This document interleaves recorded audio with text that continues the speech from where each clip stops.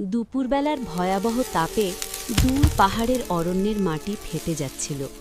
চারদিকে গাছের পাতা খসখসে হয়ে উঠছিল। এমন সময় এক অসাবধানী কাঠুরে শুকনো ডালে আগুন জ্বালিয়ে রেখে চলে যায়। হাওয়ার ঝাপটায় সেই আগুন ছড়িয়ে পড়ে পুরো বনে। এই মুহূর্তে গাছের গ্রাম থেকে এক তরুণ কৃষক দৌড়ে আসে। সে দেখে আগুনে গাছপালা ঝলসে যাচ্ছে।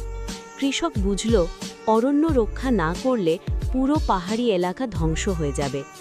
সে দ্রুত ঝর্ণার দিকে ছুটে যায়। পুরনো পাথরের খাঁজে জমে থাকা ঠান্ডা পানি কলসিতে ভরে আগুনের দিকে ফিরে আসে। একবার নয়, অগণিতবার দৌড়ঝাঁপ করে সে পানি ঢেলে আগুন নিয়ন্ত্রণ করে। শেষ পর্যন্ত আগুন থেমে যায়, ধোঁয়া মিলিয়ে যায়, বাতাসে আবার শীতলতা ফিরে আসে। কৃষকের মুখে তৃপ্তির হাসি।